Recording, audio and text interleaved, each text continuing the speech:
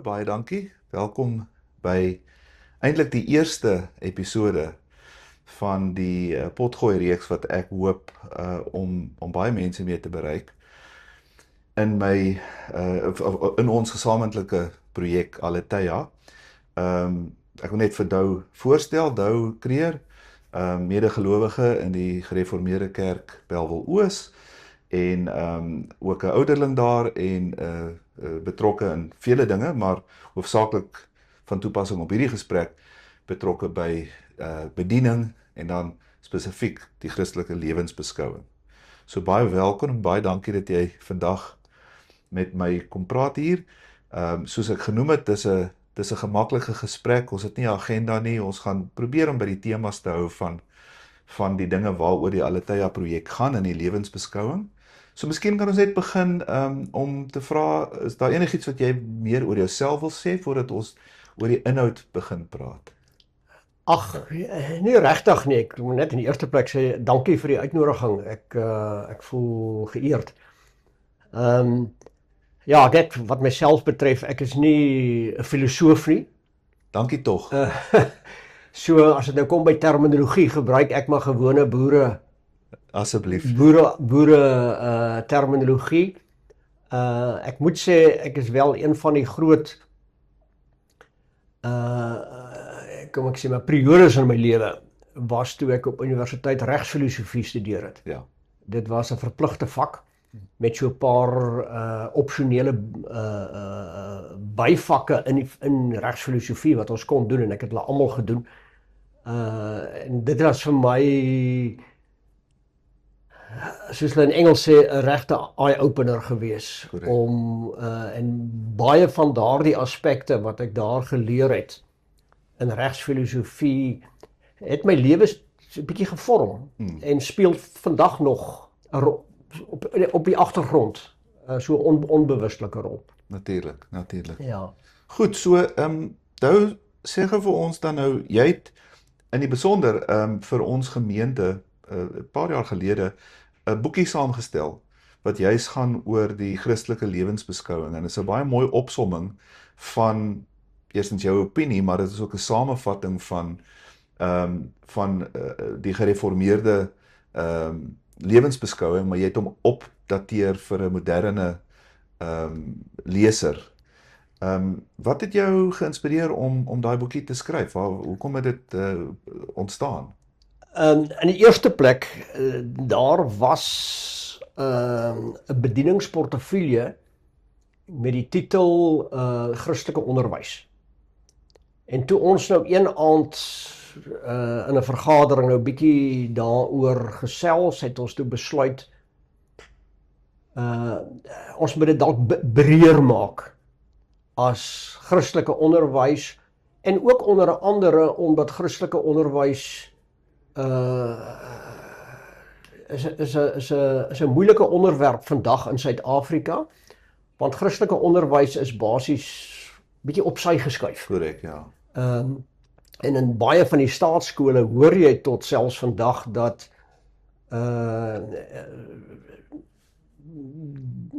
daar word baie skeptiese uitlatings ook gemaak deur onderwysers en dat kinders nie eintlik toegelaat word om pro godsdiens te praat of te werk nie.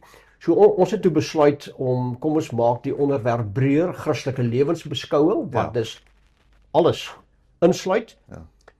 En op daardie stadium was daar nie iemand wat regtig kon aandag gee aan dit spesifiek nie. En omdat ek die bestuursouderling was onder wie se leiding dit moes gebeur, het ek toe sommer maar besluit, maar kom ek hanteer dit. Okay.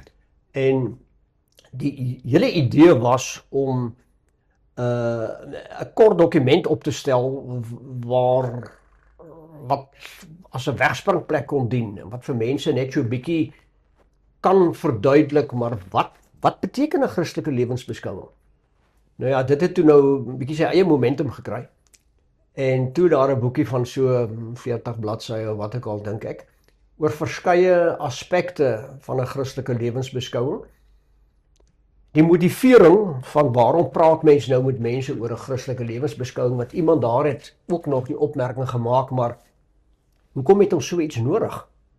Die Bybel sê mos vir jou alles. Ja, korrek. Die punt is dat die Bybel is geskryf deur mense van eeue, van 2000 jaar gelede, selfs langer, in die taal van daardie tyd, wat nie te doen gehad het met presies die uitdagings wat vandag se gelowige mee te doen het nie. Natuurlik. Het gaan dus ook hoe formuleer, hoe bewoord jy uitdagings en ook dan jou antwoorde daarop. En dit is maar eintlik wat, jy weet, hoe tree 'n gelowige, 'n Christelik gelowige op in vandag se wêreld en al die uitdagings van die wêreld. Dit is waaroor dit gegaan het. Dit is ook iets, moet ek net byvoeg, dat dis nie iets wat jy een keer kan skryf en dan los jy hom nie. Nee. Want ek bedoel, daarom is daar nie net een, kom ek sê, filosoof Korrek. of een teoloog in die wêreld nie. Daar kom altyd 'n nuwe hoek, Dis reg. nuwe hoeke in wat 'n mens nou moet kyk, en nuwe uitdagings, nuwe vrae. Dit is nie iets met 'n einde nie.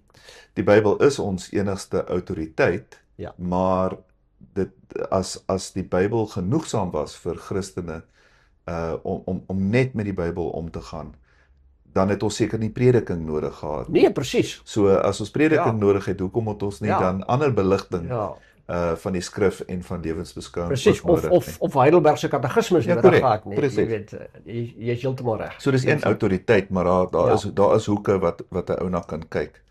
So met die skryf of die samestel van die boek, is daar iets spesifiek wat daar moontlik in jou eie lewensbeskouing of jou wêreldbeskouing verander het of verdiep het, of iets wat vir jou baie na in die hart lê, wat jy weet, watter van die punte wat daar beskryf word, en as jy aan iets kan dink, is vir jou die naaste persoonlik aan jou hart, en hoekom? Weet jy, ek wil twee aspekte noem, en ek hoop as ek nou met die eerste een klaar is, onthou ek nog wat die tweede een is. So sê wat die twee is, dan help ek jou onthou.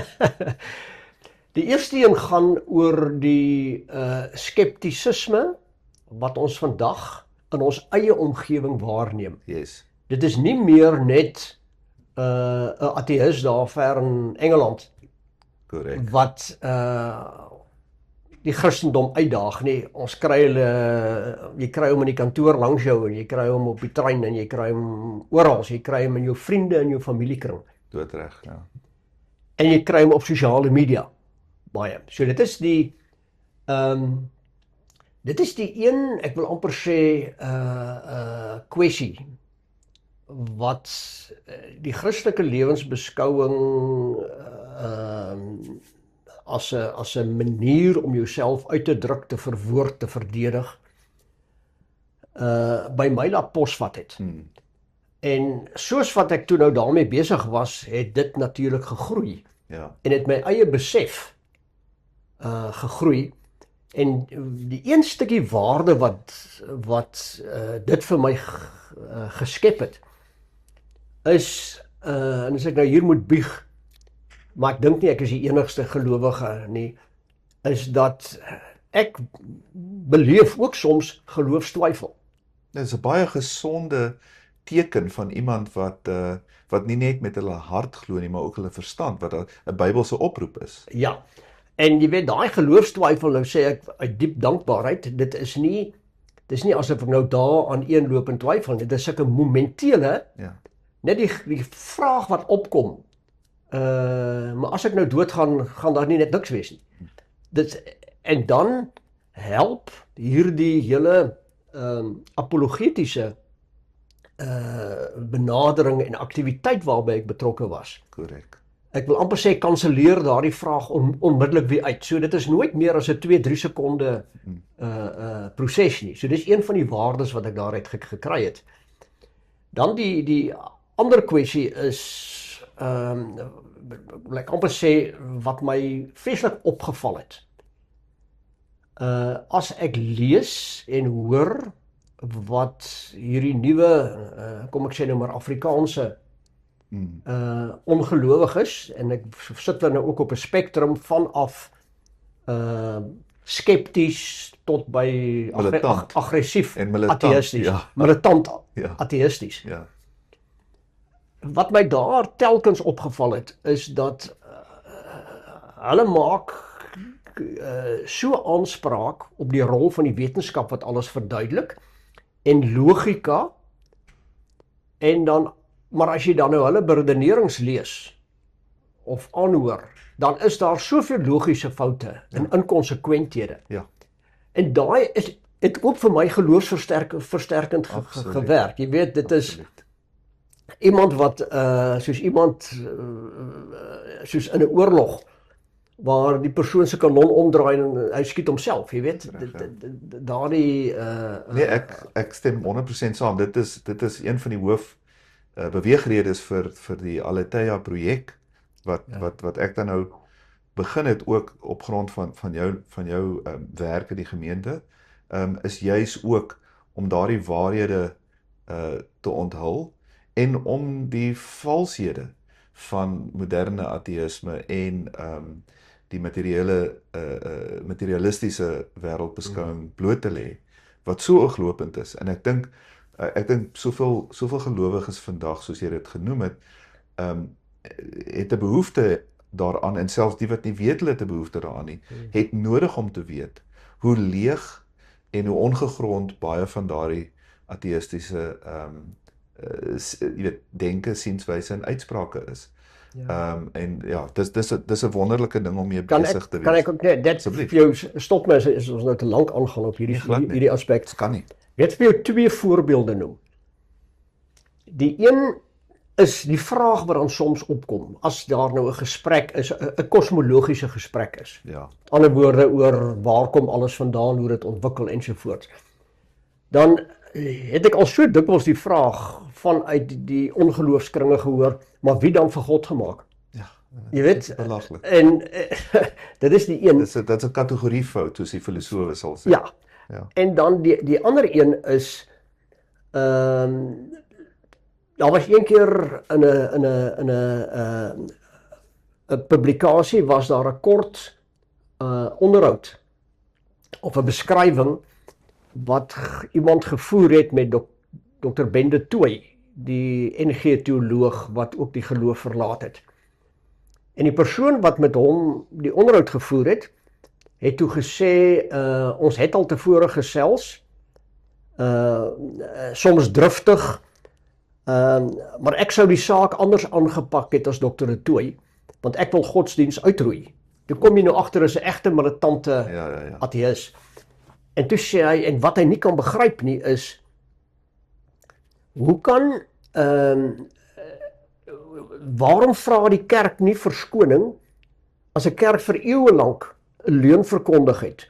Hoekom vra die kerk dan nou nie verskoning vir die leuen wat hy verkondig het nie? En tweedens, as dit dan nou hier gesê word deur 'n amptenaar van die kerk, of het eintlik nou anders omgestel, as 'n amptenaar van die kerk nou hier sê, die leuen wat verkondig word, of dat daar 'n leuen verkondig is, waarom maak die kerk nie verskoning nie? Nou in die eerste plek, Dr. de Tooy was nie 'n amptenaar van die kerk toe hy dit gesê het, en hy was al afgetree, Ja. dit was 'n totaal persoonlike, en hy het juis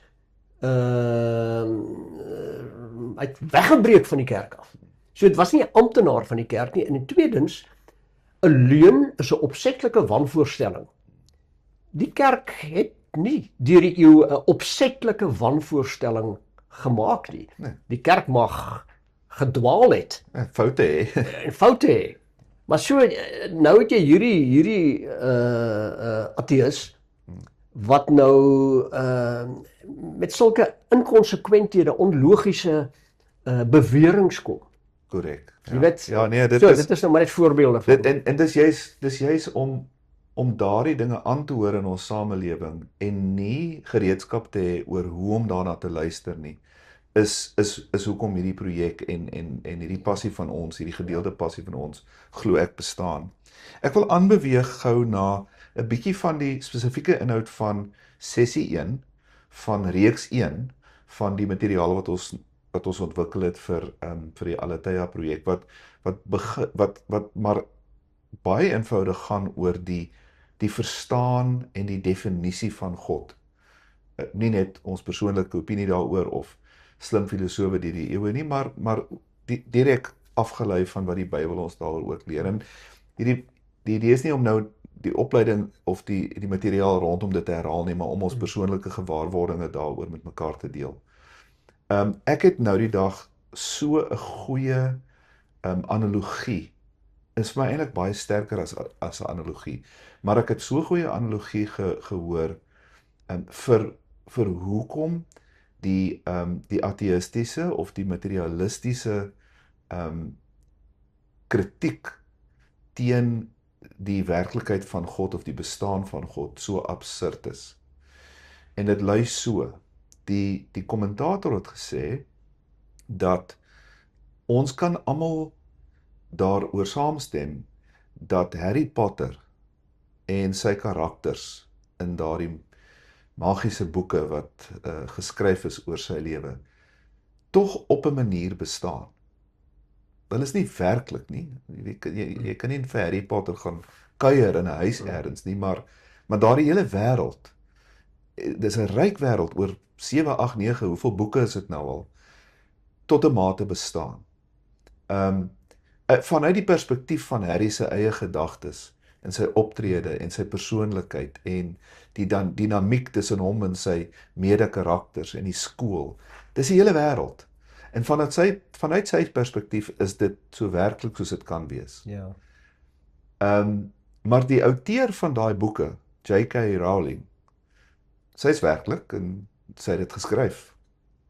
En alles wat bestaan binne Harry se kop, binne sy persoonlikheid, in sy gedagtes, in sy wêreldbeskouing en elke ander karakter in die boek en alles wat jy in daai wêreld vind, bestaan totaal en al binne die mentaliteit of die siege van J.K. Rowling, want sy het die boek geskryf. Nou is die vraag, die analogie hier is dat die materialistiese ateïste vra vir ons, hoe bewys jy God bestaan? Hoe onthul jy die waarheid en werklikheid van God? Dit is soos om vir Harry en sy karakters te verwag, dat hulle moet vir J.K. Rowling vind, binne in die boeke en in die wêreld waarin hulle lewe. Dit is logies onmoontlik. Ja. Maar albei realiteite is daar. Ja.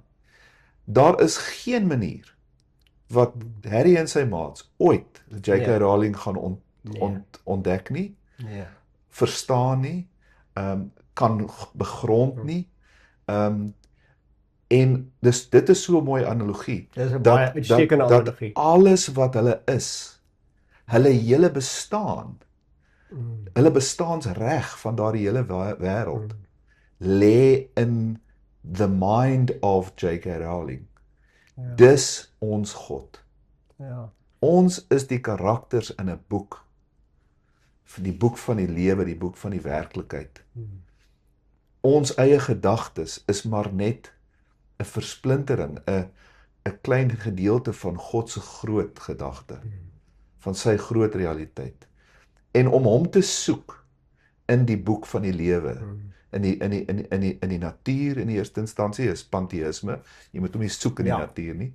Die natuur is die tweede boek wat hy geskryf het. Maar om hom te soek hier in ons realiteit is soos vir Harry Potter om vir J.K. Rowling te soek in een van die 7 boeke. So, dis my inleidende analogie en ek wonder net wat is vir jou die treffendste deel van hierdie sentrale vraag van wie en wat is God en hoe moet ons dit verstaan? Want ek moet vir jou eerlik sê, al die werk wat ek tot dusver gedoen het in voorbereiding vir 20 jaar na die oploop van hierdie projek, maar ook nou tydens hierdie projek, het net my ontsag en my absolute verwondering vir die werklikheid van God so verdiep. En ek wonder hoe jy oor dit voel met jou werk deur die jare. Ja, weet jy, ek kan baie sterk daarbey aansluit. en ek weet nie of ek nou vreeslik baie kan byvoeg nie, maar dit is presies so, dat, kyk, ons word almal groot, met 'n bepaalde godsbewussyn, bepaalde definisie, idee, maar dit begin regtig maar by God as superwese. Dit is hoe die kind groot word en ook en dit gaan ook oor die terminologie wat gebruik word. In sy ouerhuis, by die skool en selfs by die kerk. Nee, Jesus, liewe Jesus is amper soos asof hy 'n goeie mens is wat nie kwaad doen nie. Jy weet, die tipe, en daar sal baie mense wees wat as hulle sou lees, die term superwese sou lees, wat nie 'n probleem daarmee sal hê nie. Ja. Omdat dit klink na, ons is hier en God is daar. Terwyl dit vat jou, dit is 'n lang proses om regtig tot die besef te kom, dat dis nie asof ons hier is en God is daar nie. God is wat hy is in 'n ander dimensie as waar ons lewe. En dit is natuurlik ook Jesus se koms na die aarde, na die wêreld, wat ook daar die superwese beeld bevorder het. Ja. Maar en dan moet ek ook nog daarby sê, ek moet soms weer, ek nie sê weer van die begin af daaroor dink nie, want ek het die begrip baie duidelik, dink ek, dat God is nie 'n superwese nie, hy is die alles, maar nie binne ons wêreld nie. Hy is nie gebonde aan ons wêreld nie. Maar die manier om dit te verstaan, verg nogal weer nadink. Ja, en jy kan dit nooit raak gevat kry nie. Nee, jy Dis kan nie. hoekom al hierdie verskillende analogieë en beelde nodig is, maar geen een van daardie beelde of analogieë kan die waarheid daarvan raakvat nie, want dit is soos die Bybel sê, dis in elk geval ver bo ons verstand. Ja. Ons kan maar net refleksies Presies. en projeksies van daardie waarheid sien, om ons te probeer help verstaan. En dit moet ons nie frustreer nie, dit moet net vir ons wys dat dit so onsaglik is, dat dit so groot is, dat dit so wonderlik is, dat ons materiële breine dit nie kan begryp nie. Dit is so, en weet jy, dan van die vrae wat dan ook na aanleiding daarvan opkom. Kyk, die lewe hier in die hiernamaals word vir ons, ek dink tot 'n baie groot mate op metaforiese wyse en met beelde in die Bybel uiteengesit.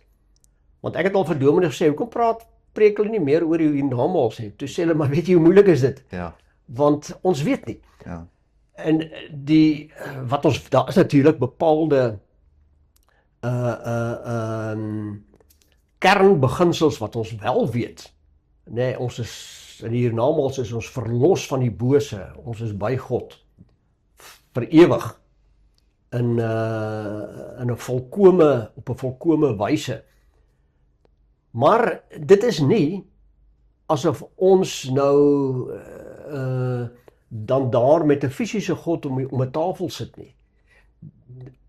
As ons in die hiernamaals is ons nog steeds nie gelyk aan God nie. Ons verander nie in 'n tipe God nie. Net soos wat ons nie in 'n engel verander. Wat ook weer 'n ander onderwerp is. Ja. Dit is, mens moet eintlik, omdat jy dit nie ten volle kan omvat nie, kan besef nie, is dit iets wat maar telkens weer in 'n mens se kop opkom. Dit is, en dit moet, en dit moet. En 'n mens, weet, sonder hierdie tipe apologetiese inhoud, het 'n mens geneigtheid om dan daardie gedagtes of daardie vrae net weg te bære. En dit vorm 'n soort jy weet, soos 'n soort wond of 'n soort roof. Ja, Jy weet, 'n roof van ignorance. En as jy dit nie aanspreek nie, dan affekteer dit eintlik die diepte en die volwassenheid van jou geloof. En dis hoekom ek dink dat jy's geoorloof. Inteendeel, mense moet aangemoedig word om met hierdie dinge gereeld te deel en te lees en te luister en te gesels. Want ek dink dit is 'n vorm van verdieping. Nie die enigste vorm nie, maar dit is definitief een van die vorme waarop ons geloof kan versterk. ja, Ek wil as ek net Ja, vir jou, asseblief. net dan hier 'n laaste opmerking daar.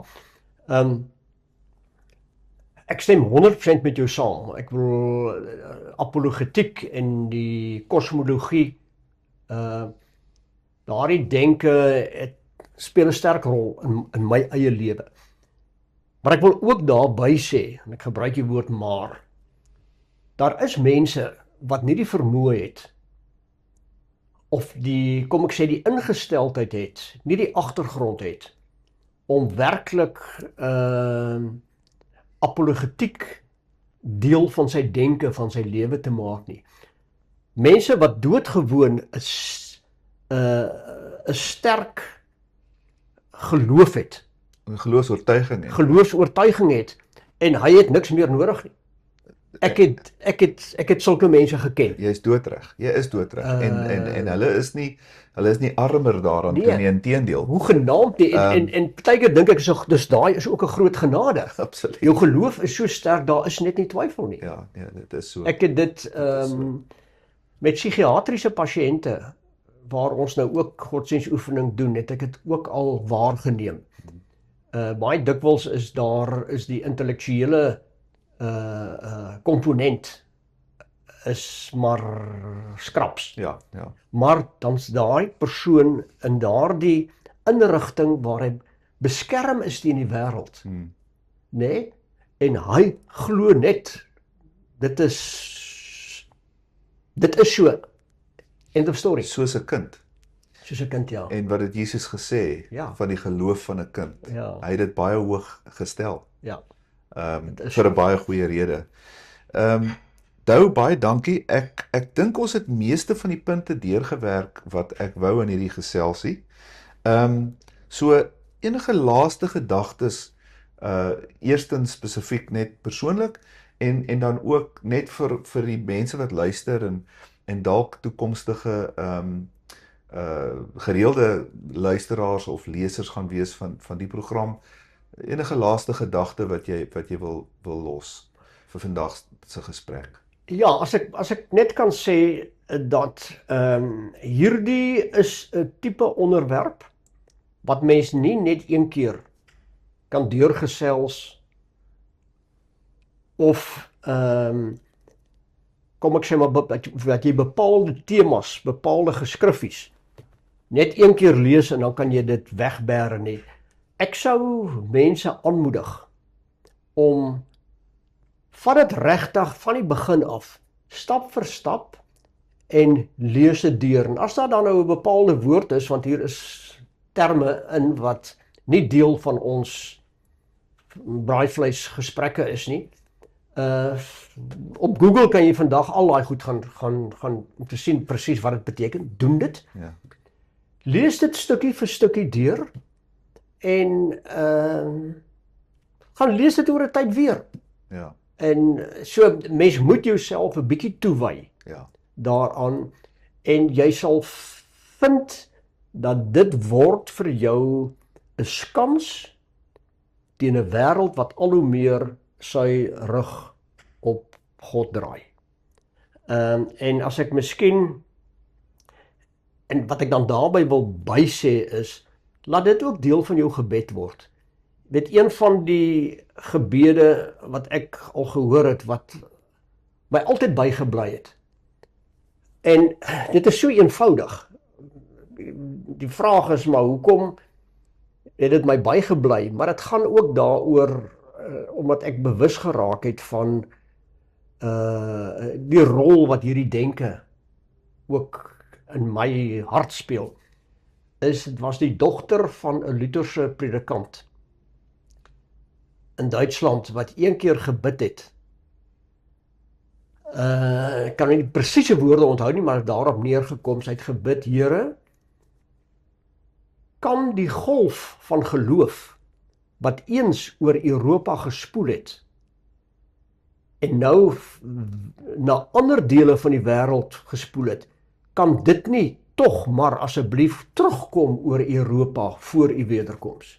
Dit is vir my aangrypende. Ja, en werklik eintlik enige deel van die Dit wêreld, geld vir né? enige deel Ja. van die wêreld, ja. Dou Creer, baie dankie Ja. vir jou tyd vandag, baie dankie vir die insiggewende gesprek. Hierdie gaan nie die laaste keer wees wat ons jou nooi nie, ek beloof jou.